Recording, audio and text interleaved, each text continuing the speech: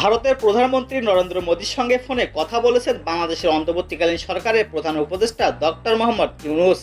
এ সময় বাংলাদেশে হিন্দু ও সংখ্যালঘুদের সুরক্ষা ও নিরাপত্তা নিশ্চিত করার প্রতিশ্রুতি দিয়েছেন তিনি। এ নিয়ে সামাজিক যোগাযোগ মাধ্যম এক্সে পোস্ট করেন ভারতের প্রধানমন্ত্রী নরেন্দ্র মোদী। এক্সে দেওয়া পোস্টে নরেন্দ্র মোদী বলেন, বাংলাদেশের অন্তর্বর্তীকালীন সরকারের প্রধান উপদেষ্টা প্রফেসর মোহাম্মদ ইউনূসের কাছ থেকে একটি টেলিফোনে কল পেয়েছি। এ সময় বাংলাদেশে বিরাজমান পরিস্থিতি নিয়ে মতবিনিময় হয়েছে। নরেন্দ্র মোদী আরও বলেন, একটি গণতান্ত্রিক, স্থিতিশীল, শান্তিপূর্ণ ও প্রগতিশীল বাংলাদেশের প্রতি ভারতের সমর্থন পূর্ণ ব্যক্ত করেছেন প্রধান উপদেষ্টা মোহাম্মদ ইউনূস। তিনি বাংলাদেশের হিন্দু ও সকল সংখ্যালঘুদের সুরক্ষা ও নিরাপত্তায় আশ্বাস দিয়েছেন। এর আগে গত 8ই আগস্ট প্রধান উপদেষ্টা হিসেবে শপথ নেওয়ার পর ডক্টর মোহাম্মদ ইউনূসকে শুভকামনা জানান নরেন্দ্র মোদী। তিনি সামাজিক যোগাযোগ মাধ্যম এক্সে বলেন, নতুন দায়িত্বে আসায় অধ্যাপক মোহাম্মদ ইউনূসের জন্য শুভকামনা রইল।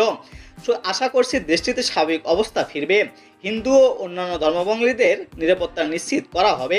শান্তি, নিরাপত্তা ও উন্নয়নের স্বার্থে আমরা বাংলাদেশের সঙ্গে কাজ করে যেতে প্রতিজ্ঞাবদ্ধ।